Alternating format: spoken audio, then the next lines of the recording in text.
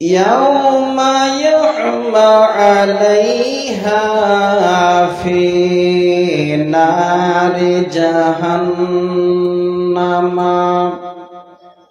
فتقوى بها جباؤهم وجنوبهم وجهورهم هذا ما كنزتم لأنفسكم فذوقوا ما كنتم تكنزون.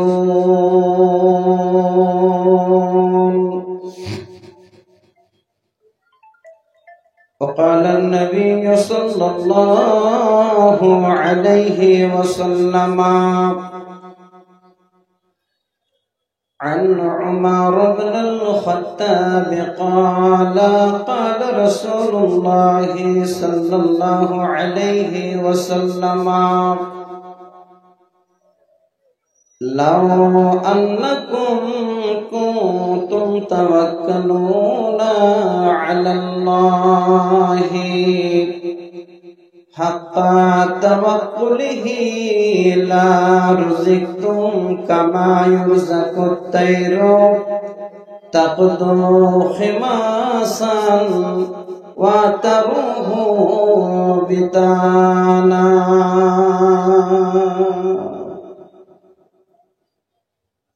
رواه الترمذي. আমি কি করিলাম এ দুনিয়ায় আসিয়া,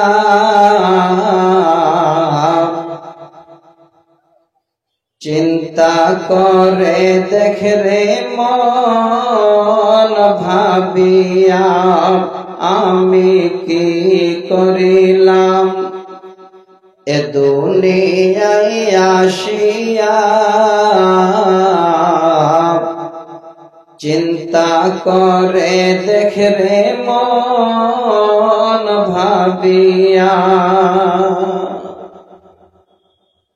দুনিয়াদারির মোহাব্বতে পড়িয়া আল্লাহ রাসূল সবে গেলাম ভুলিয়া, আমি কি করিলাম এ দুনিয়ায় আসিয়া, চিন্তা করে দেখরে মন ভাবিয়া। বড় বাড়ি বড় ঘর রাখিয়া 3.5 হাত জায়গায় রবে পড়িয়া, কারবা বাড়ি কারবা ঘর কারবা কে, যখন চলিয়া যাবে তোর প্রাণ পাখি, পাখি যখন ফাঁকি দিয়া চলিবে, সোনার দেহ মাটিতে পড়ে রইবে, আমি কি করিলাম এ দুনিয়ায় আসিয়া, চিন্তা করে দেখরে মন ভাবিয়া। ফুলের পাতা গরম পানি করিয়া সুন্দর করে দিবে তোমায় গোসল করাইয়া, বাজার থেকে সাদা কাফন আনিয়া দুলহার মতো দিবে তোমায় সাজাইয়া, আমি কি করিলাম এ দুনিয়ায় আসিয়া। চিন্তা করে দেখরে মন ভাবিয়া, আমি কি করিলাম এ দুনিয়ায় আসিয়া। চিন্তা করে দেখরে মন ভাবিয়া। উপস্থিত আজকের মুহূর্তে জলসার নির্বাচিত সম্মানিত সভাপতি সাহেব, মঞ্চভূমিষ্ঠ ওলামায়ে কিরাম, সম্মুখে বসে থাকা বিভিন্ন প্রান্তর থেকে আসা সকল হিতাকাঙ্ক্ষী বয়োজ্যেষ্ঠ বয়োকনিষ্ঠ শ্রোতা মণ্ডলী, পর্দার আড়ালে বসে থাকা পর্দা নাসিনা অবলা সরলা মা খালা বোন ও বোনান্নেরা, সর্বাগ্রে রব্বুল আলামিনের দরবারে শুকরিয়া জ্ঞাপন করি যে মনিবের আদেশে পূর্ব গগনে সূর্য উদিত হয়ে পশ্চিম গগনে অস্ত যায়, যার আদেশে এতদিনের অপেক্ষায় অপেক্ষিত থেকে আজকে দিবাগত রাতে তিনার কোরআন এবং সহিহ সুন্নাহ শোনার যিনি আজকে আমাদের সকলকে তৌফিক দান করেছেন, সেই মনিবের দরবারে তিনার গোলাম হয়ে অন্তরের অন্তরস্থল থেকে একবার শুকরিয়াটুকু জানাই। পুরুষেরা উচ্চ সুরে, মায়েরা মনে মনে একবার পড়ি আলহামদুলিল্লাহ। দরুদ ও সালাম অবতীর্ণ হোক নবী কুলের শিরোমণি মা আমিনার দুলাল আব্দুল্লাহর লখতে জিগার নবী মুহাম্মদ রাসূলুল্লাহ সাল্লাল্লাহু আলাইহি ওয়াসাল্লামের উপর শত কোটি শান্তির ধারা বর্ষিত হোক। আল্লাহুম্মা আমিন। আল্লাহুম্মা সাল্লি আলাইহি, আল্লাহুম্মা বারিক আলাইহি। ব্রাদার ইন ইসলাম, আপনাদের এই অত্র এলাকার তালবাংরুয়া মাদ্রাসা, এই নিজামিয়া মাদ্রাসা বা এই প্রতিষ্ঠানগুলো একটা গর্ব। কেন বলছি?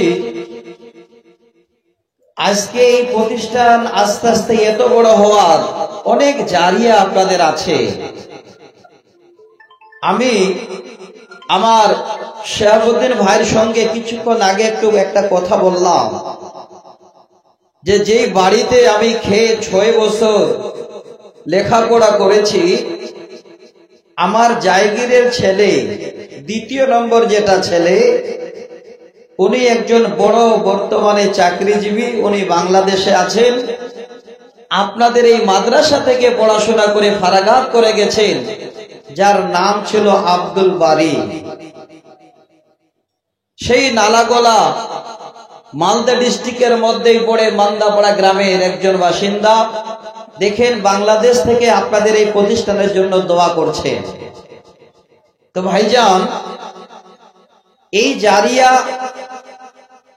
কোনোদিন বন্ধ হবে না, এটা মাথায় রাখেন যে এটা আমাদের পরকালের একটা সুন্দর স্টেট ব্যাংকে যেমন টাকা জমা করা হয়, ঠিক অনুরূপ নেকি জমা করার একটা আপনাদের জায়গা, সওয়াব জমা করার একটা জায়গা, সেটা হলো এই নিজামিয়া মাদ্রাসা। বন্ধ হবে না, পেতেই থাকবেন, জারি থাকবে। তো আজকে আমি আপনাদের কাছে এই মাদ্রাসায় ছেলেদের কিভাবে তাওহীদের উপরে তাদের শিক্ষা দেওয়া হয়, আল্লাহর কোরআন এবং সহিহ সুন্নাহর উপরে কিভাবে তাদের দার্স দেওয়া হয়, ঠিক অনুরূপ আমি একটি টপিকের উপরে, মাজমুনের উপরে কিছুক্ষণ কথা বলবো, যেই সময়টা আমাদের কারো তরফ থেকে নির্ধারিত নয়, আল্লাহর তরফ থেকে যে সময়টা নির্ধারিত হবে সেই সময় পর্যন্তই আমি কথা বলতে পাবো, না তার আগে না তার পিছে আমার কথা বলা হবে। তো ভাইজান, আপনাদের সামনে আমি যে বিষয়টাকে নিয়ে আলোচনা করব, একটা লম্বা আয়াত, পুরোটা না পড়ে একদম শেষের অংশে সূরা নাহাল আয়াত নাম্বার 99, আমি ছোট্ট করে অল্প একটু অংশ সেই সূরা থেকে তুলে ধরলাম। দ্বিতীয় এবং তৃতীয় নম্বর আয়াত পড়লাম। আপনাদের আমাদের ভবিষ্যৎকে কেন্দ্র করে পরকালে যেন আমরা কোন রকমের বেইজ্জত না হই, তার জন্য আল্লাহর কোরআন সূরা তাওবা আয়াত নাম্বার 34 এবং 35 দুটি আয়াত পড়লাম। আমার প্রথম আয়াতের সঙ্গে বা আয়াতের অংশের সঙ্গে যে মুনাসেবাত, যেই টপিকের উপরে, যেই বিষয়ের উপরে আমি আলোচনা করব, সেই বিষয়টাকে লক্ষ্য রেখে একটি হাদিস আমি আপনাদের সামনে উল্লেখ করেছি। এই মাদ্রাসায় হাদিসটা পড়া হয়, তিরমিজি শরীফের সেই হাদিসটা আমি আপনাদের সামনে সুন্দর করে বলার জন্য আলোকপাত করেছি। হাদিসের রাবি হযরত উমর ইবনুল খাত্তাব রাদিয়াল্লাহু তাআলা আনহু, হাদিস নাম্বার 3653 নম্বর হাদিস। আপনাদের কাছে এই বিষয়টাকে আমি কিছুটা বলার জন্য এই কোরআনের আয়াতের হাদিসটাকে প্রথমে তুলে ধরলাম। এবার আসে, আমি যে আপনাদের সামনে আলোচনা করব আর আপনারা শ্রবণ করবেন, ঠিক আল্লাহর কাছে এটাই আগে আমরা একটু চেয়ে নিই, আল্লাহ যে কথাগুলো তোমার কোরআনের নবীর হাদিসের যিনারা বলবেন, যারা বলবো এবং যিনারা শ্রবণ করবেন, উভয়কে আল্লাহ পরিপূর্ণ রূপ দিয়ে পরিপূর্ণ আমল করে রব্বুল আলামিন এর বদৌলতে পরবর্তীতে আল্লাহ তুমি তোমার সেই জান্নাত নামক জায়গাটা দিও। সকলে মিলে একবার পড়ি আল্লাহুম্মা আমিন। ভাইজান, এবার আমি আলোচনায় আসছি, তবে ছোট্ট করে 1 মিনিট সময় আর আপনাদের কাছে আমি নষ্ট করছি। তবে সময়টা নষ্ট হবে না, যদি শুনে থাকেন আরো ভালো লাগবে, শুনে যদি না থাকেন যেন নিত্য নূতন মনে হবে। আপনারা আমরা সবাই বাড়িঘর ছেড়ে এসে এখানে কয়েক মিনিট বা কয়েক ঘন্টার জন্য বসে আছি। সাপোজ আমাদের একটা বাড়ি আছে, কিন্তু আমাদের আল্লাহ পাক এই মানুষের জন্য সর্বমোট কয়টা বাড়ি বানিয়েছে? আমি আবারও বলছি, এই মানুষের জন্য আল্লাহ পাক আমাদের 5টি বাড়ি বানিয়েছে। এবার 5টি বাড়ি আপনারা তো খুঁজেই পান না, যে 5টি বাড়ি কোথায় মিলাবেন। কোরআন এবং বিজ্ঞানের সঙ্গে একটু যদি তুলনা করা যায়, গবেষণা করা যায়, তাহলে কিন্তু সুন্দর করে কোরআন এবং এই সায়েন্সকে মিলাতে গেলে আমরা 5টি বাড়ি আস্তে আস্তে করে খুঁজে পাবো। নাম্বার 1, আমাদের যেটা প্রথম বাড়ি ছিল, সেই বাড়িটা হলো বাবার পিঠে। খুব ভালো করে মনে রাখবেন, যিনারা চলে গেছেন ওনাদেরও সেটা বাড়ি ছিল, আমরা এসেছি আমাদেরও সেই বাড়ি ছিল, যিনারা আসবেন ওনাদেরও এই বাড়ি আছে বা অবশ্যই বাড়ি পাবে। প্রথম বাড়িটা হলো, প্রথম স্থানটা হলো আমাদের বাবার পিঠে, 1 নাম্বার বাড়ি।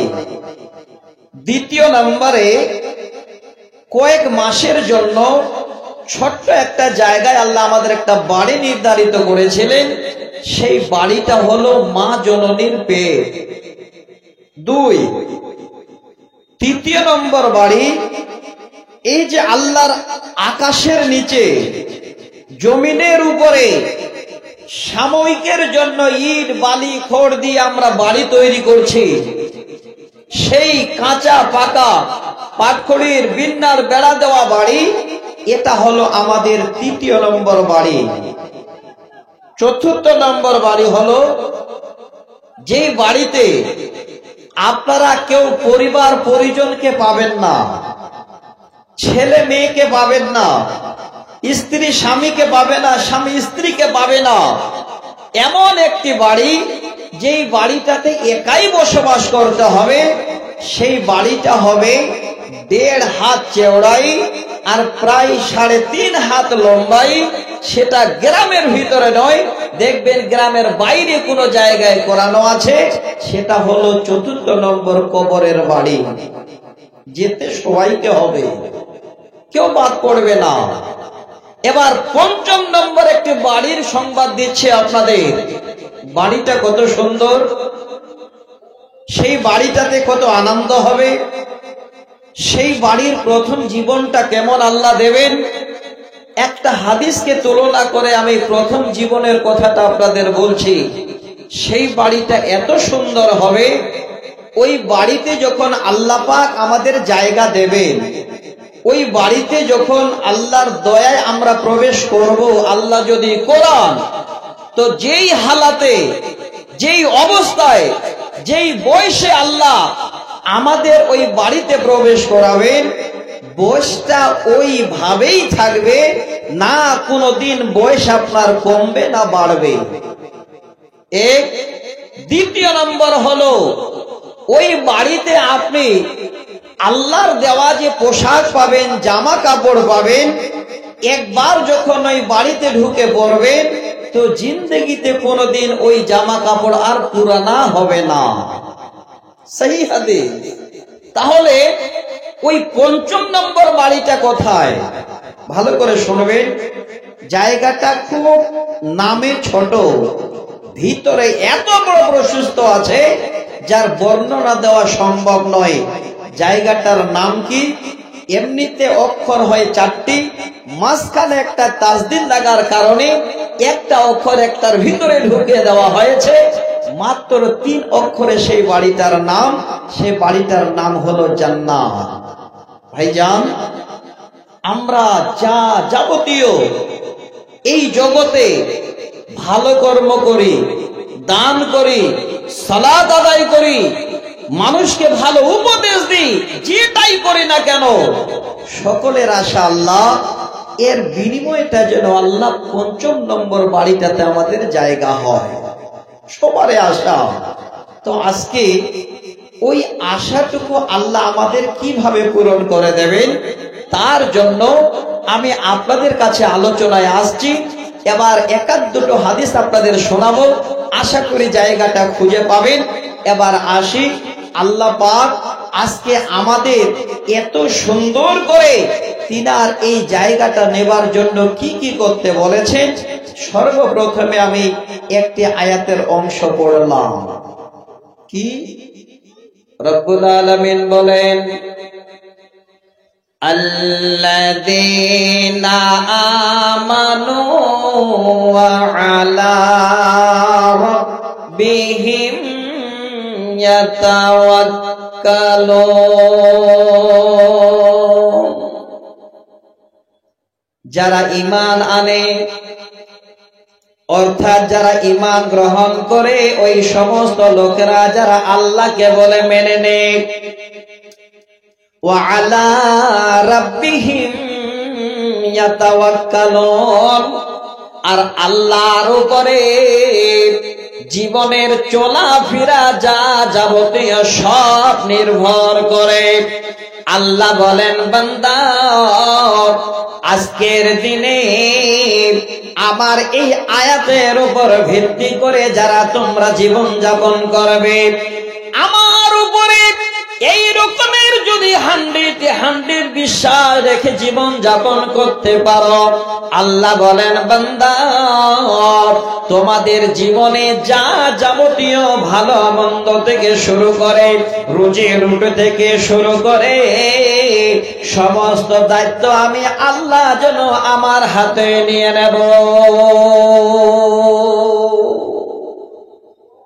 যদি আমরা আমাদের ভালো মন্দ হায়াত মত যা যাবতীয় সব আল্লাহ ছাড়া কেউ নেই এই কথাটা মেনে আল্লাহর উপরে সঁপে দিই, আল্লাহ পাক বলছেন আমি আল্লাহ তোমাদের দায়িত্ব নিয়ে নেব।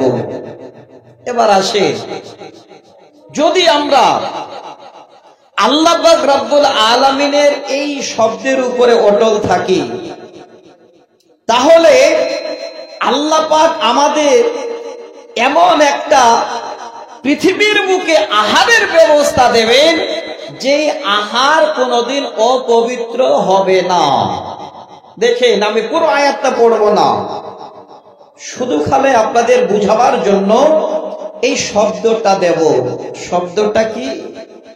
আল্লাহ বলেন, বান্দা ওয়া আলা রাব্বিহিম ইয়াতাওয়াক্কালুন, আমার উপরে ভরসা করে যদি জীবন যাপন করো, আমার উপরে সব যদি নির্ভর করে তোমরা চলাচল করো রে বান্দা, আমি আল্লাহ আমার তরফ থেকে তোমাদের সুসংবাদ দিলাম, তোমাদের গুনাহ খাতা গুনেন আমি আল্লাহ ক্ষমা করে দেব।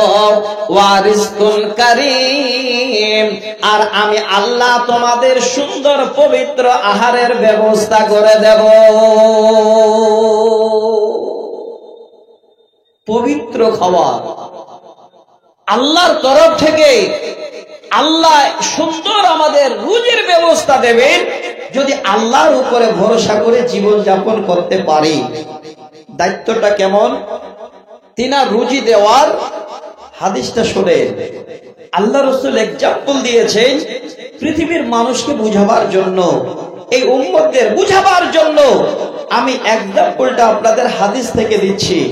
রাবিকে উমর ইবনুল খাত্তাব তিনি হাদিসটা বর্ণনা দিয়েছেন। নবীজি বলেন, লাউ আন্নাকুম কুনতুম তাওয়াক্কালুনা আলাল্লাহি হাক্কা তাওয়াক্কুলিহি লা রুজিকতুম কামা ইরজাকুত তায়রু তাকদু খিমাসান ওয়া তারুহু বিতানা। নবীজি বলেন, ওরে আমার উম্মত, লাউ আন্নাকুম কুনতুম তাওয়াক্কালুনা আলাল্লাহি, ওই সমস্ত আল্লাহর বান্দারা যদি আল্লাহর উপরে তাওয়াক্কুল করে ভরসা করে, অটল ভাবে আল্লাহর উপরে বিশ্বাস করে তারা জীবন যাপন করে, নবী বলেন আল্লাহ সেই বান্দাদের ওইভাবে রুজি দেবেন কামা ইরজাকুত তায়রু, ওই পরিন্দাদের ওই প্রাণীদের আল্লাহ যেমন রুজি দিয়ে থাকেন। দেখবেন ওই সমস্ত পরিন্দাগুলি, পাখিগুলি সকাল যখন হয় তারা বাসা থেকে এবার ভোর বেলায় দানা দুটো এইভাবে মেল করে দিয়ে আল্লাহর উপরে ভরসা করে খালি পেটে তারা জমিনে বেরিয়ে যায়। হে বন্ধু, আজকে আমাদের সবারই কিছু না কিছু ব্যবস্থা আছে। কেউ ব্যবসা করে, কারো জমি জায়গা আছে, কেউ চাকরি করে, অনেক রকমের ইনকাম করার জন্য ছুটে বেড়ায়। কিন্তু আল্লাহ কিভাবে রুজি দেবেন দেখেন। এক্সাম্পল নবীজি বলেন, পৃথিবীর বুকে কোনো পাখির কোনো জায়গা জমি নাই, কোন রকমের রেজিস্ট্রি করা তাদের কোনো পার্সোনাল বিজনেস নাই, অথচ আল্লাহ তাদের কিভাবে রোজের ব্যবস্থা দেন। সকাল যখন হয় খালি পেটে ওই পাখিগুলো বাসা থেকে উড়ান দিয়ে বেরিয়ে যায়, যেখানে আল্লাহ রুজি রেখেছেন সেখানে পৌঁছে যায়। সারাদিন চড়ার পরে সন্ধ্যায় যখন আবার বাসায় ফিরে আসে, একটাও পাখি খালি পেটে তারা বাসায় ফিরে না।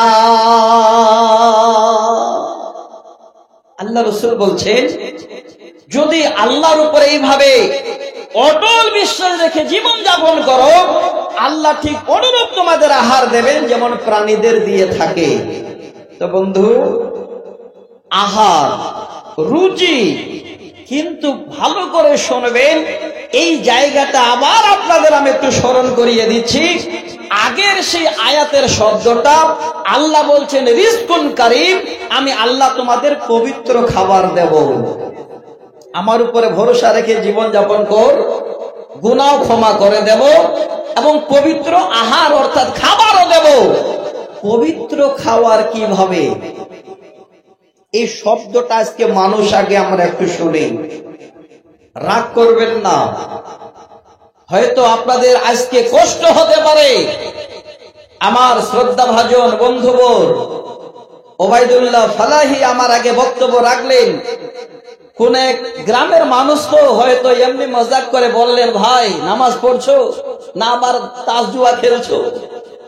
দেখেন বন্ধু হয় কোনো ব্যাপার নেই, আমি আপনাদের বলছি আমি দ্বীনি ভাই হিসাবে, এ ভাই আল্লাহ যে কোরআনে হালাল রুজির কথাটা বলেছেন সেটা ভুলে গিয়ে এখনো কেন হারাম মুখে ঢুকিয়েছে?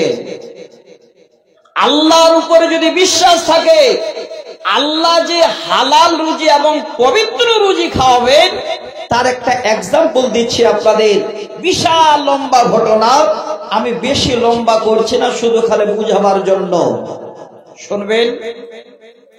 এক দেশে এক বাদশা ছিল, সেই বাদশার নাম হলো দাকিয়ানুস।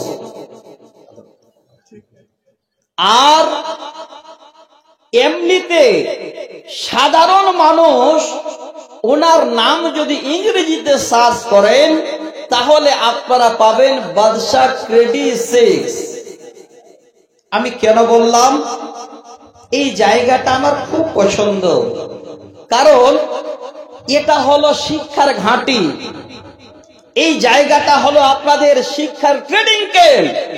এখানে হাই স্কুল, এখানে সিনিয়র মাদ্রাসা, না সিনিয়র মাদ্রাসা, এখানেই নিজামিয়া মাদ্রাসা, এখানেই নার্সারি স্কুল, যেটা আল্লাহ আমাদের বেলপুকুর বানিয়েছে। চিনেন তো বেলপুকুর আলামিন মিশন গ্রামটা, চেনেন না? ওই গ্রামে আমার বাড়ি। হয়তো আজকে আবার নতুন করে আপনারা শুনে অবাক হবেন না, যেহেতু দীর্ঘদিন ধরে আসি। আমাদের গ্রামে ৫-৭টা প্রতিষ্ঠান আল্লাহ দিয়েছেন, ঠিক অনুরূপ আপনাদের এই টালবাংরোকে দেখে মনে হচ্ছে যে এটা হলো একটা শিক্ষার সাগরের জায়গা। তো ভাইজান, আমি আপনাদের এই এত সুন্দর শিক্ষা প্রতিষ্ঠানগুলো আছে, আল্লাহ যে রিজকুল কারীম আমাদের খাওয়াবেন আল্লাহর উপরে ভরসা রাখলে, আল্লাহর উপরে ঈমান রেখে জীবন যাপন করলে, তার একটা এক্সাম্পল দিচ্ছি। বাদশা ক্রেডিসিক্স একদিন সমস্ত লোকজনদের ডেকে তার রাজত্বে বলে দিল, রুজি দেওয়ার মালিক আমি, তোমাদের হায়াত মৃত্যুর মালিক আমি, আমার রাজত্বে তোমরা বসবাস করো, যা যাবতীয় ভালো মন্দর মালিক আমি। সবাই কি আর মেনে নিতে পারে? দেখেন আল্লাহর কোরআনের তাফসীর এখানে পড়া হয়। যদি মনে করেন কোথায় খুঁজে পাবো, আপনাদের মাদ্রাসায় ঢুকতে হবে না, আরবি পড়তে জানেন না আপনাকে আরবি পড়তে হবে না। এখন এই বাংলা কোরআন যদি মোবাইলে ডাউনলোড থাকে, খুলেন আল্লাহর কোরআন, সূরা কাহাফ নামে একটি সূরা আছে, 10 নম্বর আয়াত খালি প্রথমেই খুলে দেখেন, তারপরে যতই ভিতরে যাবেন পরিপূর্ণ শব্দটা পাবেন। এবং আল্লাহ যে তাদের হালাল রুজি এবং পবিত্র রুজি আহার করাবে তার কথাটাও সেখানে উল্লেখ আছে। আমি ছোট করে শোনাচ্ছি, বিশাল লম্বা, কিন্তু সময়টাকে কাজে লাগাতে হবে। সবাই বাদশার কথা শুনে অবাক, না মানলে বিপদ হবে। কিন্তু যারা বাদশার কাছের মানুষ, আপনার আমার মতো তরুণ যুবক, তাদের ঈমানে যেন রক্ত টকবক করছে। যুবকেরা ভাবলো কোনদিন বাদশা রুজির মালিক হতে পারে না, হায়াতের মালিক হতে পারে না, মৃত্যুর মালিক হতে পারে না। তিনি হলেন রুজির মালিক, তিনি হলেন হায়াতের মালিক, যিনি বাদশাকে সৃষ্টি করেছেন, যিনি বাদশাকে আহার দিচ্ছেন। ও অর্থাৎ যিনি হলেন আল্লাহ, তিনি আল্লাহ ছাড়া পৃথিবীর বুকে রুজির মালিক আর হতে পারে না। যুবক, আল্লাহর উপরে এত বিশ্বাস রাখেন, এত বিশ্বাস রাখেন, আল্লাহ পবিত্র আহার দেবেন বলেছেন, কোন রকমের সন্দেহ নেই।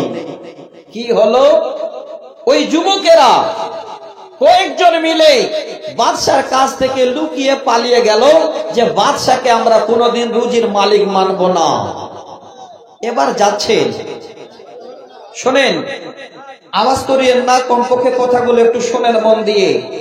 দীর্ঘদিন পরে আপনাদের কালবাঙ্গুরায় আমি এসেছি। অনেকদিন আগে একবার এসেছিলাম, স্টেজ ওইদিকে বানিয়েছিলেন, এইদিকে মুখ করে, আমার মনে পড়ছে প্রায় 10-12 বছর আগে। তো আজকে এতদিন পরে আল্লাহ যখন পৌঁছাই দিয়েছে, আমি কিছু কথা বলছি, আপনারা একটু শুনবেন। ইউটিউবার ভাইদের বলছি সেট করে দিয়ে ভাই চুপচাপ বসে থাকো, উঠাউঠি করিয়েন না। অনেক ভাই জানারা বাপ জানারা শোনার উদ্দেশ্যে এসেছেন, এই সময়টা কাজে লাগাতে দেন।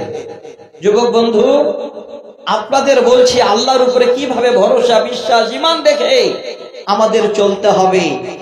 এবার যুবকেরা বেরিয়ে গেছে।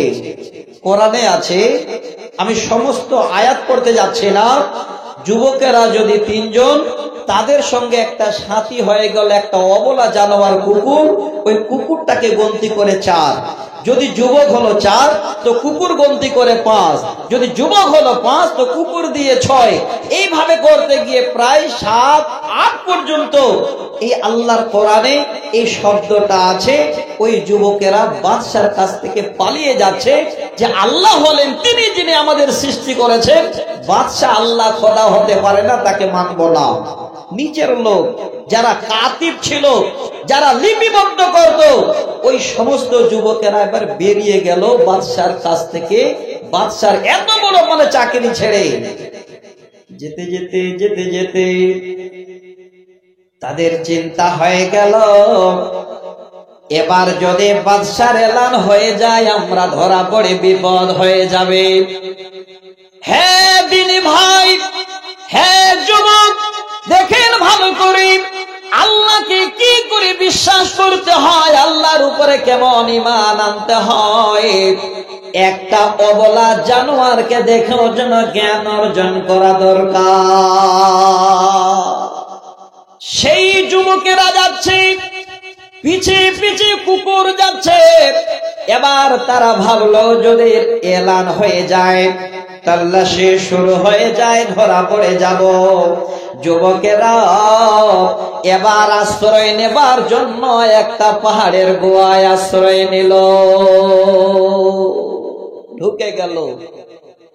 কুকুরটা তো বলা জানোয়ার, যখন দেখলো তারা ঢুকে গেছে, পালিয়ে যেতে পারতো।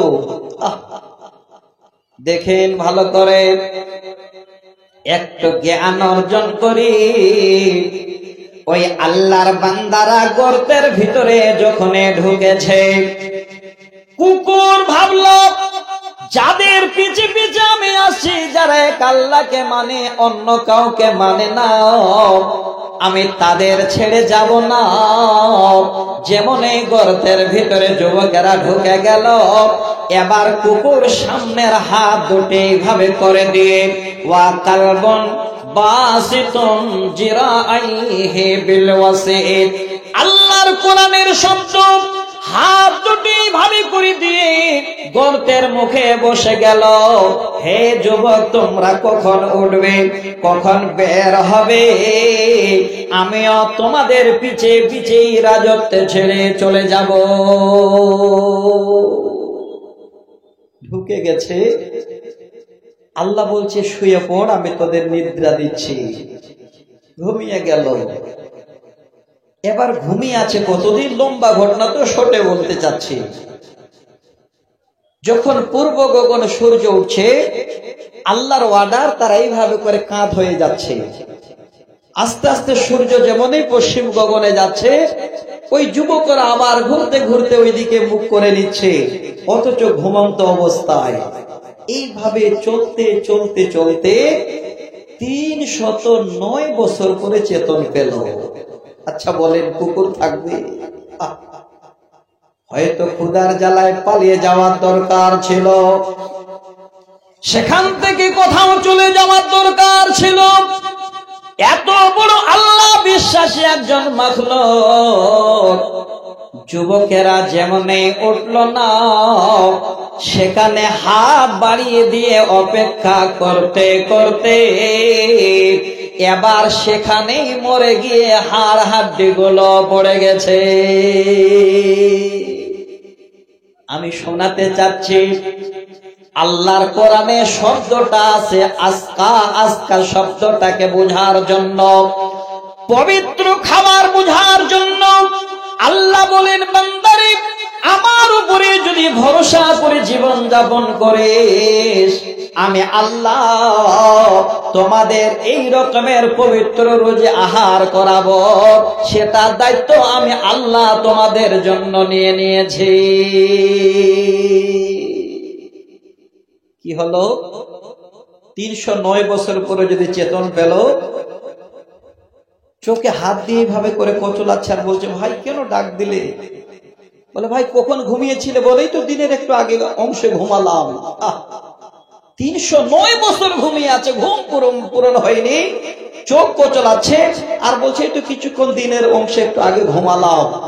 চট করে যদি দেখছে হাতের কণিগুলো বড় হয়ে গেছে, শরীরের পোষণগুলো বড় বড় হয়ে গেছে, কেউ বলে ফেলছে, না এখানে আমরা হয়তো দীর্ঘদিন ছিলাম, তবে খাবার প্রয়োজন, ক্ষুধা পেয়েছে, একটু খাওয়ার ব্যবস্থা করো। আল্লাহর কোরআন পুরোটাই আয়াতে আছে। এবার একজনকে খাবার কিনতে পাঠালো। দেখে এই শব্দটাই জায়গাটাতে রয়েছে। এবার বলা হচ্ছে, ভাই রে, যে খাবারটা তুমি আনতে যাচ্ছ, সেই খাবারটা যেন কোনো গুটকা, কোন রকমের শিকার, কোন হারাম খাবার না হয়। কি বলছি? যেন খাবারটা অবশ্যই আস্থা হয়, পবিত্র খাবার হয়। এবার দোকানে চলে গেল, আহার করবে বলে দোকানে কিছু কিনতে গিয়ে মাল নিয়ে পয়সা যদি বের করে দিচ্ছে, দোকানদার বলছে, ভাই যুবক, এই পয়সা তো আর চলে না, পয়সা অচল হয়ে গেছে, এই পয়সার জামানা শেষ হয়ে গেছে। সঙ্গে সঙ্গে রেখে দিয়ে আবার যেন ফিরে চলে আসছে খালি হাতে।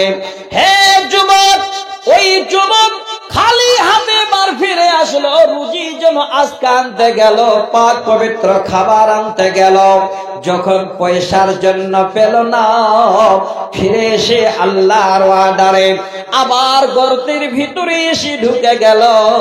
আল্লাহ বলেন, বান্দারে শুয়ে পড়। তারা শুয়ে পড়ল। যে জায়গাটার নাম হলো আসহাবে কাহাফ। আল্লাহর কোরআন সূরা কাহফের 10 নম্বর আয়াতের তাফসীরে পরিপূর্ণটা যেন ধরানো আছে। এবার এসে আবার শুয়ে গেল। তারা ওই যে শুয়ে গেছে, এখনো তারা শুয়ে আছে। আল্লাহ পাক তাদের হয়তো শেষ বিচারের জেনে সেদিন তুলবে। তাদের নামগুলো শুনলে অবাক হবেন। সেই যুবকদের নাম, কারো নাম কার্তুস, বান্নুস, এইভাবে করে প্রায় 6-7 জনের যুবকের নাম যেন তাফসীরে ধরেছেন। আমি বুঝাতে চাইলাম রে ভাই, আল্লাযীনা আমানু ওয়া আলা রাব্বিহিম ইয়াতাওয়াক্কালুন। আল্লাহ বলেন, যারা আমার উপরে ঈমান আনলো, অর্থাৎ আমাকে আল্লাহ বলে মেনে নিল, আল্লাহ আমার উপরে সম্পূর্ণরূপে তারা জীবনের ভরসা করলো, নির্ভর করলো। আল্লাহ বলছেন, বান্দা, আমি তোমাদের রুজি হালাল উপার্জন দেব, আমি আল্লাহ রিজকুন কারীম খেতে দেব। শুধু তা নয় রে বান্দা, তোদের ভালো মন্দর যা যাবতীয় দায়িত্ব, আপদ বিপদের দায়িত্ব আমি আল্লাহ তোমাদের হাতে নেব। জীবনে কোনোদিন তোমাদের অসুবিধা হতে দেব না। সহিহ বুখারীর হাদিসটা শুনেন। এই মাদ্রাসায় পড়া হয়। আমি শুনলাম এসে, 1-2 আমার স্নেহের ছোট ভাই, ছোট ছেলে, কারণ এক বন্ধুর ছেলে আমার আছে, তো এই জন্য ছেলে বললাম, আমার কাছ থেকে কোথাও যাচ্ছে না, এত ভালো লাগলো। আল্লাহ এই ছেলেদের বড় আলেম তৈরি করে দাও, আল্লাহ এই রকমের দ্বীনের বড় খাদেম বানিয়ে দাও। বলুন আল্লাহুম্মা আমিন।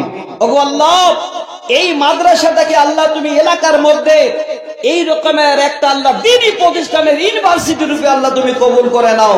একবার বলুন আল্লাহুম্মা আমিন। হে আল্লাহ, আজকে যে বাপেরা ভাইরা আমার বসে আছেন, যেই ছেলেরা বাড়িতে আছে, সেই ছেলেদেরকে আল্লাহ এই মাদ্রাসায় পাঠিয়ে দিয়ে ব্যবস্থা দিয়ে আল্লাহ এই আমার বাপজানের ছেলেদের বড় বড় আলেম ওলামা বানিয়ে দাও। বলুন আল্লাহুম্মা আমিন। ভাই সকল, আমি আবার হাদিসটা নিচ্ছি আপনাদের কাছে। আল্লাহ যে সব দায়িত্ব নিতে পারেন, আল্লাহর উপরে বিশ্বাস রেখে জীবন যাপন করলে, সহিহ বুখারীর একদম স্পষ্ট ভাষায় শোনাচ্ছি আপনাদের কাছে।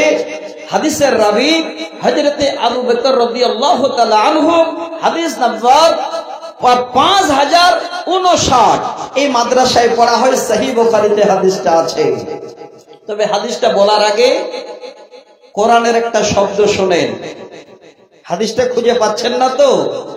মোবাইল আপনার কাছে আছে, দেখেন আপনার গুগল মামা মোবাইলে ঢুকে আছে। খালি যান, সূরা তাওবা নামে একটা সূরা আছে, এই সূরাটাতে গিয়ে 40 নম্বর আয়াতটা দেখবেন। ওইখানে একটা শব্দ আছে, কি? লা তাহজান ইন্নাল্লাহা মা'ানা। এই শব্দটা লিখেন, তার তাফসীর একটু দেখেন, পুরো হাদিসটা আপনারা হয়তো পেয়ে যেতে পারেন। আপনাকে বুখারীর হাদিসটার এখানে খুঁজতে হবে না। হাদিসটা কি? তলিন নবী সাল্লাল্লাহু আলাইহি ওয়াসাল্লাম আনা ফিল গার। হযরত আবু বকর যেন বলছেন, আমার নবী আর আমি দুইজন মিলে গর্তে। লাউ আন্না আহদাহুম নাজরা তাহতা কাদামাইহি লা আবসারনা। হযরত আবু বকর জানান, সেই মুশরিক বেদিনেরা আল্লাহর নবীকে ধরার জন্য খুঁজতে খুঁজতে খুঁজতে যে গর্তের ভিতরে আমরা লুকিয়ে আছি, ওই গর্তের মুখের উপরে তারা এসে হাজির হয়ে গেছে। হযরত আবু বকর বলেন, নবী গো, ওগো আল্লাহর নবী, আর জীবন বাঁচবে না, ধরা পড়ে যাব। নবীজি, একটু যদি তারা পার দিকে তাকায়, নিচের দিকে যদি তারা চক্ষু করে, নবী গো, এই মুহূর্তে তারা দেখে ফেলবে। আল্লাহর নবী আবার আবু বকরকে বলছেন, হে আবু বকর, মা জান্নাকা ইয়া আবু বকর। হে আবু বকর, তুমি কেমন কথা বলো? হে, কি তোমার কথা, কেমন তোমার ধারণা? আবু বকর, শোনো, বিইসনাইন আল্লাহু সালিসুহুমা। ওরে আবু বকর, তুমি কি ভেবেছো এই গর্তের ভিতরে আমরা, তুমি আর আমি দুইজন আছি? না না আবু বকর, এটা কোনদিন ভেবো না। আমাদের তৃতীয় জন, আমাদের আল্লাহ আছেন। অতএব আবু বকর, কোনো ভয় করো না, কোনো চিন্তা করো না। আমার আল্লাহ যেন আমাদের সাথে আছেন, আমাদের কোনো অসুবিধা হবে না। কি বিশ্বাস, কি ভরসা! তারা মুশরিক বেদিনেরা সেখান থেকে ঘুরে চলে আসলো, মাথা না নিচু করলো না, আল্লাহ রাসূলের সঙ্গে দেখা হলো। আল্লাহ বলছেন, বান্দা আয়, ফিরে আয়, আমার উপর বিশ্বাস রেখে জীবন যাপন কর, তোর যত ভালো মন্দের দায়িত্ব আমি আল্লাহ নেব, কিঞ্চিত পরিমাণ তোর কিছুই হবে না। এবার আসেন, আর একটা হাদিস শোনাবো। তবে তৃতীয় নম্বর আয়াত পড়েছিলাম, এই আয়াতটা আমি 2 মিনিট করে শোনাচ্ছি। মাথায় আছে না? না, আমার 2 মিনিট, শুধু 2 মিনিট একটা হাদিস। আর একটা সুসংবাদ, আমি বলেছিলাম আমাদের আল্লাহ বাড়ি বানিয়েছেন 5টি। ভাই বলেনি? 5 নম্বর বাড়িটার নাম কি বলেছিলাম বলেন? জান্নাত। ওই জান্নাত যেতে গেলে প্রচুর আমাদের কোশিশ করতে হয়। দুনিয়াতে সব কিছু আল্লাহ আল্লাহ রসুলের দিকে দৃষ্টিপাত করে চলতে হয়, কিন্তু একটা সহজ উপায় বলে দিচ্ছি। যদি এই উপায় মেনে চলতে পারেন, আপনার কোন রকমের হিসাব হবে না, বিনা হিসাবে আল্লাহর জান্নাত যাবেন। আল্লাহ রসুলের জবানি, সহিহ বুখারীর হাদিস। কিভাবে? নবীজি বলেন, ইবনে আব্বাস হাদিসের রাবি তিনি বর্ণনা দেন, আল্লাহর নবী বলেন, ইয়াদখুলুল জান্নাতা মিন উম্মতি ৭০,০০০ বিগাইরি হিসাবিন। ওরে আমার উম্মত, ৫ম নম্বর জায়গাটা জান্নাত নামক যদি যেতে চাস, আমি আল্লাহ আমার জবান থেকে গর্ব করে আমার আল্লাহর কাছে জন্য আবেদন জানিয়ে রেখেছি। কি সেই আবেদন? নবীজি বলেন, আমার ৭০,০০০ উম্মত তারা বিনা হিসাবে আল্লাহর জান্নাতে যাবে, আল্লাহ তাদের কোন রকমের হিসাব নেবে না। তারা কারা? অথচ অন্য হাদিসে আল্লাহ রাসূল বলছেন, আল্লাহর বান্দাদের যতক্ষণ ৫টা জিনিসের হিসাব না নেবে, এক হাদিসে এসেছে ৪টা জিনিসের হিসাব না নেবে, এক পা আগাতে দেবেন না। আর এই হাদিসে আল্লাহ রাসূল বলছেন, আল্লাহর নবী নিজ মুখে বলছেন, আমার ৭০,০০০ উম্মত যাদের বিনা হিসাবে আল্লাহ জান্নাত দেবেন, তাদের হিসাব নেবেন না। তারা কারা? আসেন মাজমুনের দিকে, বিষয়ের দিকে। নবীজি বলেন, তারা হলো আমার সেই উম্মত, হুমুল্লাযীনা লা ইস্তারকুনা ওয়া লা ইয়াতাতায়্যারুনা ওয়া আলা রাব্বিহিম ইয়াতাওয়াক্কালুন। সেই উম্মত হলো যারা জীবনে কোনদিন ঝাড়ফুঁক করতে গেল না, কোন মাহাতের কাছে গেল না, ওঝার কাছে গেল না, এবং জীবনে কোনদিন তারা অশুভ ফল গ্রহণ করল না। ওয়া আলা রাব্বিহিম ইয়াতাওয়াক্কালুন, আল্লাহর উপরে দৃঢ় বিশ্বাস রেখে জীবন যাপন করল। আল্লাহর নবী বলেন, এই রকমের আমার ৭০,০০০ উম্মত তারা বিনা হিসাবে তারা আল্লাহর জান্নাতে প্রবেশ করবে। ভাইজান, সবকিছু আল্লাহকে জিম্মা দেন, আল্লাহ সব ব্যবস্থা করে দেবেন।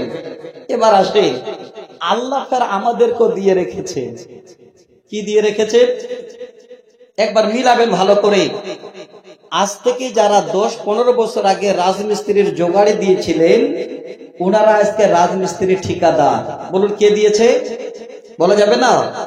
যারা মানুষের বাড়ি জন দিতেন, আপনি এখন মালিক, আপনি জন খাটাচ্ছেন, আপনাকে মালিক কে বানিয়েছে? আল্লাহ। সব আল্লাহ দিয়েছেন। এবার আল্লাহর দেওয়া মাল পাওয়ার পরে সম্পূর্ণটাই আপনি একদম বাড়িতে গুছিয়ে গুছিয়ে একদম ভরিয়ে রেখে দিলেন, আর আল্লাহকে বলে স্মরণ করলেন না। বিপদ কি হবে? যেমনই সুখ, সেমনই সুখের বড় শাস্তি শুনে। আল্লাহ পাক বলেন, ওয়াল্লাযীনা ইয়াকনিজুনাস যাহাবা ওয়াল ফিজ্জাতা ওয়ালা ইনফিকুনাহা ফি সাবিলিল্লাহি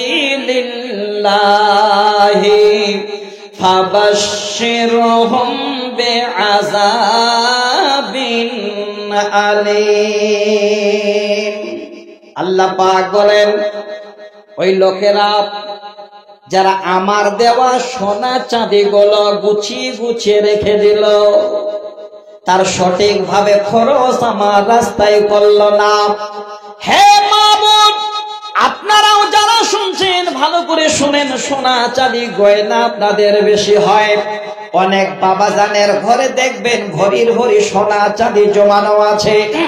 আল্লাহ বলেন, বান্দা, আমার দেওয়া সেই মা যদি আল্লাহর রাস্তায় সঠিক খরচ না করো, ফাবাশশিরহুম বিআযাবিন আলীম, আমার আযাবের সুসংবাদ নাও। ওই মাল একদিন তোমাদের জন্য আযাবের জারিয়া হয়ে যাবে। আপনার ঘরের মাল আপনার দুশমন হবে। কিভাবে? মাল চোরে নিয়ে পালাবে না, ওই মাল কি আপনার উপরে চাপিয়ে দেওয়া হবে না। আযাব কেমন হবে? 34 নম্বর আয়াতের তাফসীর 35 নম্বর আয়াতে আল্লাহ বলেন, ইয়াউমা ইউহমা আলাইহা ফি নারি জাহান্নাম ফাতুকওয়া বিহা জিবাউহুম ওয়া জুনুবুহুম ওয়া জুহুরুহুম হাজা মা কানাসতুম লিআনফুসিকুম। আল্লাহ পাক বলেন, আযাবটা কেমন হবে রে বান্দা বান্দে শুনে নে। আমি আল্লাহ তোকে চাঁদে দিলাম, সোনা দিলাম, ধন সম্পদ দিলাম, জমিয়ে রেখে দিলি, আমাকে স্মরণ করলি না, আমার নবীর মাদ্রাসাকে দেখলি না, দেখ তোর মাল কেমন তোর দুশ্মনী করবে। আল্লাহ বলেন, বান্দা কঠিন কিয়ামতের দিনে তোমার সমস্ত সোনা চাঁদে গুলো, মাল মাতা গুলো আমি আল্লাহ আমার জাহান্নামে নিয়ে গিয়ে সব ফেলে দেব। স্বর্ণকার দেখেছেন? ভাঙড়ি গুলো দেখবেন, রূপা চাঁদি গুলো একটা খড়াই দিয়ে আর আগুনে বসিয়ে দিয়ে ভাট্টি জ্বালাবে, যতই হিট হবে খড়াটা লাল হয়ে যাবে, আর সব ভাঙড়ি গুলো গলে গলে গলে গলে একটা পারতের মতো তৈরি হবে, ছোট্ট একটা পাত্রিল তৈরি হয়ে যাবে।